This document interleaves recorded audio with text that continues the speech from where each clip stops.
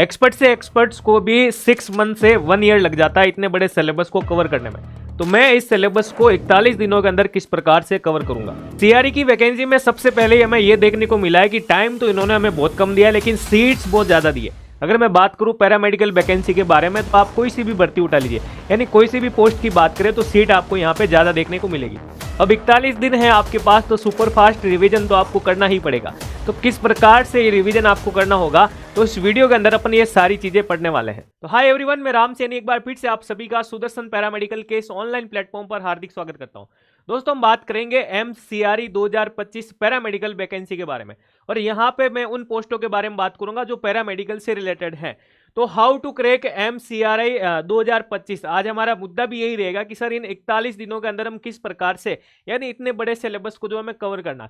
जैसे हम बात करें दोस्तों, यहाँ पे रेडियोग्राफर की वैकेंसी है, लैब टेक्नीशियन की है, ओटी असिस्टेंट है, हॉस्पिटल अटेंडेंट है, तो ईसीजी टेक्नीशियन है। यहाँ पे इनका अगर एकेडमिक सिलेबस देखें तो बहुत बड़ा है, क्योंकि हम सब पढ़ते हुए आए। अब वैकेंसी के अंदर इस बार सीआरई ने क्या किया है कि आपको सीट बढ़िया सी दी है, लेकिन यहाँ पे आपको टाइम जो बहुत कम दिया है, यानी नेक्स्ट मंथ फरवरी के अंदर ही जो है हमारा एग्जाम होने वाला। तो किस प्रकार से हम इस सिलेबस को एक छोटा रूप बनाते हुए पढ़ेंगे, तो इस वीडियो के अंदर अपन ये बात करने वाले हैं भाई, जिसको मैंने एक नया रूप दिया है कि सुपर फास्ट रिवीजन उसी को कहते हैं। तो क्या होने वाला है सुपर फास्ट रिवीजन के अंदर, तो देखेगा।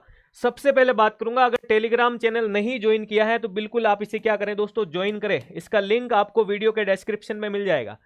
टेलीग्राम चैनल क्यों ज्वाइन करें, क्योंकि पैरामेडिकल से रिलेटेड इंफॉर्मेशन के साथ साथ आपका जो कंटेंट है, शॉर्ट चार्ट के बेसिस की बात करूं या लाइव क्लासेस की बात करूं, आपको सारा का सारा यहाँ पे अवेलेबल होगा। और तैयारी के दौरान अगर आपको कोई भी डाउट या दिक्कत हो दोस्तों, इस नंबर पर आप कॉल कर सकते हैं, ठीक है।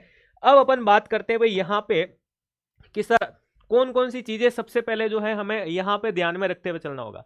मैं आपको अभी से बता देता हूं कि इन 41 दिनों के अंदर अपने आप से एक ऐसा प्रॉमिस करना पड़ेगा कि दिन रात एक करते हुए 8 से 9 घंटे पढ़ते हुए, और इन पॉइंट्स को आपको ध्यान में रखते हुए पढ़ाई अगर आपने कर ली तो सिलेक्शन आपका तय है दोस्तों। तो सबसे पहले ही अगर मैं बात करूं यहाँ पे आपके कि टाइम के रिगार्डिंग, तो पेपर के अंदर आपको जो टाइम दिया जाएगा दोस्तों 90 मिनट। 90 मिनट के अंदर सारा का सारा खेल खत्म हो जाएगा। ये 90 मिनट आपके लिए इतने इंपॉर्टेंट होंगे कि ये 41 दिनों की रणनीति वहां पे तय करेगी। अगर इन 41 दिनों के अंदर आपने वो 90 मिनट्स के गेम को पूरा सीख लिया, यानी कि पूरी पूरी तैयारी अगर आपने बढ़िया तरीके से कर ली, तो सिलेक्शन आपका निश्चित है। तो यहाँ पे देखो 90 दिनों के अंदर आपको क्या करना है कि उन 100 क्वेश्चन की आपको तैयारी करनी है, जिसके अंदर आपके 25 मार्क्स का नॉन टेक्निकल पोर्शन दे रखा है। 25 मार्क्स में नॉन टेक्निकल में क्या पोर्शन दे रखा है वो भी मैं आगे बात करने वाला हूं, और किस प्रकार से उसे आपको तैयार करना है ये भी हम बात करेंगे। फिर आता है आपका एक बड़ा पोर्शन 75 मार्क्स का। यहां पे देखो दोस्तों, सीआरई ने हमें क्या किया है कि नॉन टेक का पार्ट जो है छोटा दिया, लेकिन 75 मार्क्स बहुत बड़े होते हैं। हमारा जो क्वालिफिकेशन का पार्ट है, जिसकी भी आप पोस्ट की तैयारी कर रहे हैं, तो 75 मार्क्स का आपके क्वालिफिकेशन का पार्ट पूछा जाएगा। देन हम बात करें, यहाँ पे एक चीज आपको ध्यान में रखनी दोस्तों, नेगेटिव मार्किंग यहाँ पे दे रखी है। इसका मतलब इन 41 दिनों के अंदर आपको जो है नेगेटिव मार्किंग के दौर से भी स्किप करते हुए गुजरना पड़ेगा। अगर कोई क्वेश्चन आपको नहीं आ रहा है तो स्किप करने की आदत डाल देना। ये जो आप तुक्का लगाने वाली है, हाँ, ये बिल्कुल अब आपको छोड़ना पड़ेगा दोस्तों, क्योंकि एम्स जैसी वैकेंसी के अंदर क्वेश्चनों के लेवल भी रहते हैं, तो वहां पे सिलेक्शन होने वाले इंटेलिजेंट भी होते हैं। तो अपने आप के अंदर एक चेंजेस आपको लाना ही होगा। फिर हम बात करें आपके एग्जाम का जो है मीडियम क्या रहेगा, तो इस नोटिफिकेशन के अंदर आपको दे रखा दोस्तों 10th या 12th तक की वैकेंसी की बात करूं अगर मैं आपके, तो वो दोनों ही मीडियम में आपको पेपर का पैटर्न मिलेगा। लेकिन उन्होंने लिखा है कि हायर यानी डिप्लोमा और डिग्री लेवल वालों के, तो उन्होंने एक चार्ट बना के दे भी रखा है किस पोस्ट के अनुसार कौन सा मीडियम रहेगा, ठीक है ना। तो हिंदी और इंग्लिश दोनों ही रहने वाला है, और कुछ कुछ पोस्ट जो है, जैसे मैं डिग्री लेवल की बात कर रहा हूं, उनके लिए प्रॉपर इंग्लिश मीडियम में ही पेपर रहेगा। ये भी आप जो है ध्यान रखिएगा। फिर आता आपके एग्जाम डेट, आपको ध्यान रखना है 26 फरवरी से लेकर के 28 फरवरी दोस्तों। काफी बार क्या होता है कि स्टूडेंट भूल जाते हैं, तैयारी के चक्कर में एग्जाम डेट क्या रहती है भूल जाते हैं, ठीक है ना। देन हम बात करें स्टडी शेड्यूल के बारे में, ये आपके लिए वेरी इंपॉर्टेंट है। मैं यहाँ पे 6 to 8 आवर्स लिख रहा हूं दोस्तों। आप अपने अंदर अगर 41 दिनों तक दिन रात एक करके इस समय के अंदर अपने आप को जोक दिया दोस्तों, तो आप 10 से 12 घंटा लीजिए, 16 से 18 घंटा लीजिए, लेकिन अपने आप को इस तैयारी के अंदर जोक देना दोस्तों, ठीक है। अब अपन बात करते हैं यहाँ पे पेपर पैटर्न की तरफ। थोड़ा सा पेपर पैटर्न आपका जो रहेगा, 100 क्वेश्चन आपके पूछे जाएंगे, और नेगेटिव मार्किंग भी आपके दे रखी है। एक क्वेश्चन आपका जो है 4 नंबर का रहेगा, ये भी हमने बात की है। अब देखो यहाँ पे आपको क्या ध्यान रखना है, ध्यान रखना है आपको क्या, 25 नंबर में क्या पूछा जाएगा। तो 25 नंबर के पार्ट में देखो जीके का पोर्शन है, एप्टीट्यूड का पोर्शन है और कंप्यूटर का पोर्शन भी है। अब तुम लोग कहोगे सर कंप्यूटर का पोर्शन, भाई टेक्नोलॉजी का जमाना है, आप लोगों को इसका नॉलेज होना चाहिए। चाहे आप रेडियोग्राफर की पोस्ट पे जाओगे वहां पे भी आपको कंप्यूटर का नॉलेज चाहिए, लैब टेक्नीशियन की पोस्ट पे जाओ, ईसीजी टेक्नीशियन की जाओ, यानी मेडिकल लाइन के अंदर आज आपको कोई भी पोस्ट के अंदर भी जाओगे तो थोड़ा सा इसका नॉलेज भी आपको साथ साथ होना चाहिए।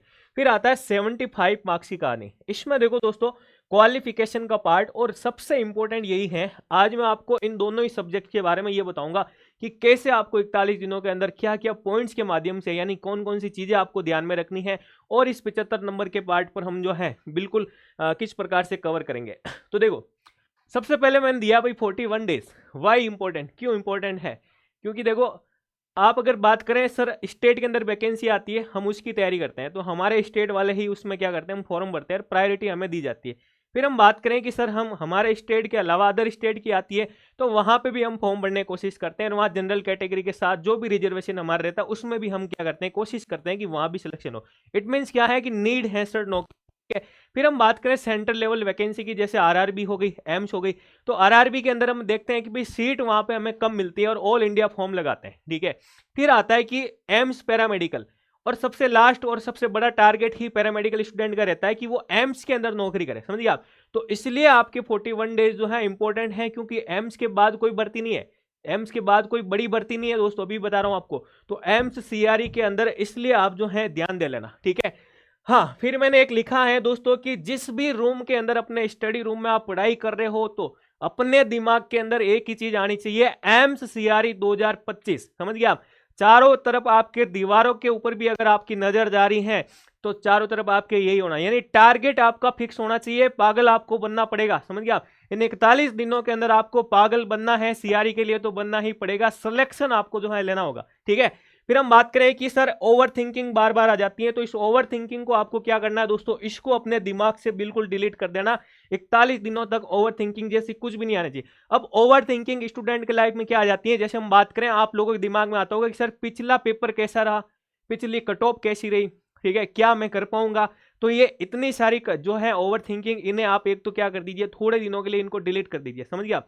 और एक अपने अंदर ऐसा एनवायरनमेंट लेके आओ दोस्तों, ताकि आप इस जो है टारगेट को, अपने टारगेट को क्या कर सको, आप जो है तोड़ सको भाई, ठीक है। यहां पे हम बात करें फोकस ओनली ऑन टारगेट, तो बिल्कुल 41 दिनों तक ये आपको करना पड़ेगा। Make promise to yourself that I want to the crack, अपने आप से वादा कर लो कि आप इसको क्रैक कर सकते हो दोस्तों, ठीक है ना।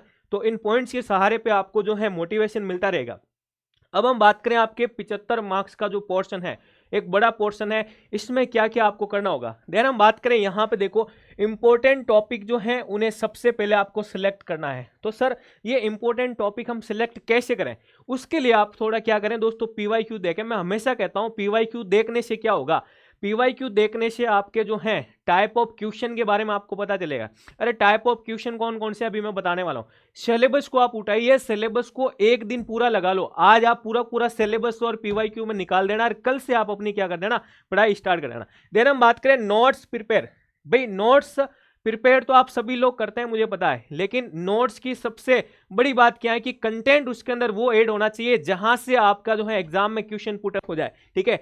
यानी कि इसलिए मैंने यहां पे लिखा है कि आपके पास जो कंटेंट है वो आपका इफेक्टिव कंटेंट होना चाहिए, और यहां पे कंटेंट के माध्यम से आपको क्वेश्चन बनाना आना चाहिए। अब क्वेश्चन कैसे, जैसे मैं टाइप ऑफ क्वेश्चन की बात करूं दोस्तों, आजकल के एग्जाम में आपसे डेफिनेशन का क्वेश्चन पूछा जाता है, यानी आपको इंट्रो पढ़ना पड़ेगा। फंक्शनिंग के क्वेश्चन पूछे जाते हैं आपसे, हम बात करें लेट्स के क्वेश्चन पूछे जाते हैं आपसे, हम बात करें कंपोजिशन के क्वेश्चन, एग्जाम्पल के क्वेश्चन, क्लासिफिकेशन के क्वेश्चन, और हम बात करें आपके क्रॉस मैच वाले क्वेश्चन। तो इस प्रकार के खूब सारे क्वेश्चन बनते हैं, इन क्वेश्चनों से दोस्तों कुछ भी बाहर नहीं जाने वाला। तो आप अपनी तैयारी कर रहे हैं उनके अंदर इस पार्ट को क्या करें, ऐड करें, जहां से आप क्वेश्चन बनाना सीख गए ना, तो एग्जाम के अंदर आप जो है वहां बैठे बैठे आपको याद आएगा कि भाई हमने इस प्रकार का क्वेश्चन तो अपनी नोटबुक के अंदर बनाया था दोस्तों, ठीक है। अब आता है आपके कि सिलेबस को आपको किस प्रकार से इसको कवर करना है। तो पॉइंट्स मैंने आपको बता दिए जो आपको ध्यान में रखने हैं। अब हम बात करते हैं टॉपिक वाइज चीजें आप कैसे कवर करोगे। मैंने यहाँ पे लिखा है कि शॉर्ट चार्ट कैसे बनाएं। भाई मैं हमेशा शॉर्ट चार्ट की बात करता हूँ, क्यों, जैसे हम बात करें अभी 41 डेज हैं, तो क्या आप इतने बड़े सिलेबस को कवर कर पाओगे, नहीं कर पाओगे। लेकिन आपको शॉर्ट चार्ट के बेसिस पर मैं अभी भी कह रहा हूं, हर एक सब्जेक्ट को छोटा बना के पढ़ लेंगे। तो सर शॉर्ट चार्ट कैसे बनाए, भाई शॉर्ट चार्ट के अंदर देखो वो सारी चीजें आपको ऐड करनी है। जैसे मान लीजिए कोई भी आप टॉपिक को ले रहे हो दोस्तों, उस टॉपिक के अंदर सबसे पहले क्वेश्चन बनता है उसका इंट्रो का, आप उसके अंदर इंट्रो ऐड करो, ठीक है ना। कभी कभार आपको जो है डेफिनेशन के साथ क्वेश्चन पूछा जाता है, बिल्कुल आप इसे ऐड करो, शर्माना नहीं है इसके अंदर कि साथ डेफिनेशन का क्वेश्चन भी आता है क्या, आता है भाई, पेपर उठा के देख लेना आप, ठीक है ना। उसका पर्पज क्या होता है भाई, उसका पर्पज क्या होता है ये भी आप देखिए, उसकी हिस्ट्री के रिगार्डिंग क्वेश्चन पूछा जाता है, उसको आप देखिए। फिर हम बात करें उसकी फंक्शनिंग के रिगार्डिंग क्वेश्चन पूछा जाता है, बिल्कुल आप देखिए वो किससे मिलकर बना है, उसके कंपोजिशन के पार्ट का क्वेश्चन आता है। देन हम बात करें इसके क्लासिफिकेशन के बारे में दोस्तों, तो कहीं पे मिलेगा आपको क्लासिफिकेशन, कहीं पे मिलेगा टाइप, कहीं पे मिलेगा पार्ट्स, कहीं पे मिलेगा डिवीजन, कहीं पे मिलेगा लोब, कहीं पे मिलेगा सब लोब, सब डिवीजन, सब पार्ट्स और सब क्लासिफिकेशन। तो ये सारे पॉइंट आपको यहाँ पे ध्यान रखते हुए इनके साथ में ऐड क्या करना है दोस्तों, यहाँ पे ऐड करना है इनके एग्जाम्पल, और जब कभी भी क्लासिफिकेशन की बात आती है तो वहां पे बनाना पड़ेगा चार्ट। फिर आते हैं आपके डायग्राम वाले क्वेश्चन, इसके बाद हम बात करें आपके क्रॉस मैच वाले क्वेश्चन, ठीक है ना। तो इतने सारे तरीके से अगर आप पॉइंट ऐड करते हो तो कहीं से भी कोई क्वेश्चन आपका बाहर नहीं जाएगा। तो ये कहानी होती है आपके शॉर्ट चार्ट की, ठीक है। फिर आता है एमसीक्यू, शॉर्ट चार्ट के अंदर जो चीजें ऐड की है वहां से आपका क्वेश्चन बनेगा। यानी अगर मैं बात करूं, मान लीजिए आपका एक टॉपिक है ब्लड, उस ब्लड से 50 से 60 तरह के क्वेश्चन बनते हैं।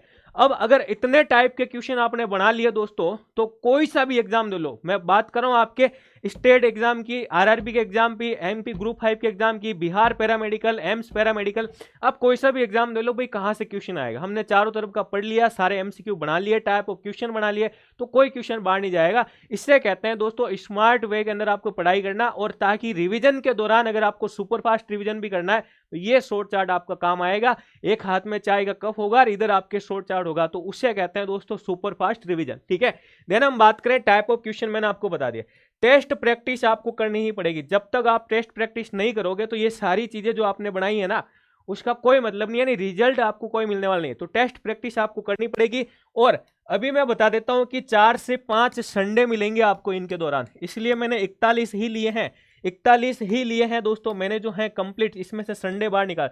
तो संडे वाले दिन आपको क्या करना पड़ेगा, रिवीजन डे, रिवीजन डे उसको बनाना ही पड़ेगा। यानी कि अगर मैं मेरी बात करूं, मैं कैसे रिवाइज करता हूं या तैयारी के दौरान किस प्रकार से मैंने रिवाइज करता था, मैं 48 आवर्स के बाद हर एक टॉपिक को रिवाइज करने की कोशिश करता हूं। ये फॉर्मूला अगर आप अपना लिया, श्योर है सिलेक्शन। हम रिवीजन नहीं कर पाते हैं इसलिए हमारा क्वेश्चन गलत हो जाता है। अभी भी मैं आपको कह रहा हूं, 100 के चक्कर में 80 नंबर का पोर्शन पढ़ना मत भूल जाना, अभी भी बता रहा हूं। ये आपके सामने एक दोस्तों शॉर्ट चार्ट मैंने आपको दे रखा है, ठीक है ना। ये मैंने आपको टेलीग्राम के ऊपर भी इस प्रकार के शॉर्ट चार्ट जो है दिए हैं। आप इस शॉर्ट चार्ट को देखें, आप खुद भी बना सकते हैं कि मैंने यहाँ पे ऐड किया है। मैंने एक क्वेश्चन लिया, जैसे एक टॉपिक लिया यूरिन एग्जामिनेशन को, ठीक है, जैसे लैब टेक्नीशियन वाले की बात कर, वहां से पीवाईक्यू उठा के देखो कि किस प्रकार के क्वेश्चन बनाए, फिर आप उसको लिखो कि भाई इतने टाइप के क्वेश्चन हमारे एग्जाम में आ रखे हैं, ठीक है। चाहे वहां पे केपीएससी यूज कर सकते हो, एनआरएचएम यूज कर सकते हो, एमपीपीएससी यूज कर सकते हो, आरआरबी यूज कर सकते हो, खूब सारे एग्जाम के टाइप ऑफ पेपर आप जो है लेकर के आप ऐड किए। फिर उनमें से आप जो है अपना चार्ट बना के वहां से मैच करो कि क्या क्या पॉइंट वहां से मैच करें। मैं अभी भी कह रहा हूं इस चार्ट को आप मिलान कर लेना, यहां से क्वेश्चन बार नहीं है, जिससे इस टॉपिक के रिगार्डिंग अगर इस तरीके से आप बना के पढ़ते हैं ना भाई, तो 41 डेज के अंदर तो आप 3 बार रिवीजन कर लोगे, ये मेरी गारंटी है श्योरिटी के साथ, ठीक है। तो इस प्रकार से मैंने आपको इस वीडियो के अंदर ये सारी चीजें बताई भाई, ठीक है। अब भाई अगर आप जो है नॉन टेक का फ्री टेस्ट देना चाहते हैं तो बिल्कुल यहाँ पे एप्लीकेशन के ऊपर आपको जो है मिल जाएगा, इसका टाइम टेबल भी मिल जाएगा। इसके लिए आप क्या करें, टेलीग्राम चैनल भी क्या करें, ज्वाइन कर लीजिएगा। तो सुदर्शन पैरामेडिकल के नाम से ऐप दे रखा है, बिल्कुल आप इसे डाउनलोड करें और 41 डेज तक अगर आप मेरे साथ जुड़कर तैयारी भी करना चाहते हैं तो बिल्कुल आप एप्लीकेशन को क्या करें, विजिट करें दोस्तों। तो वीडियो अगर आपको पसंद आया है तो बिल्कुल आप इसे लाइक करें, दोस्तों के साथ शेयर करें और चैनल को जरूर सब्सक्राइब करें। और आपका कोई भी डाउट या दिक्कत है दोस्तों, बिल्कुल आप कमेंट्स करें, सिलेबस के रिगार्डिंग, कोई पोस्ट के रिगार्डिंग जरूर। Thank you.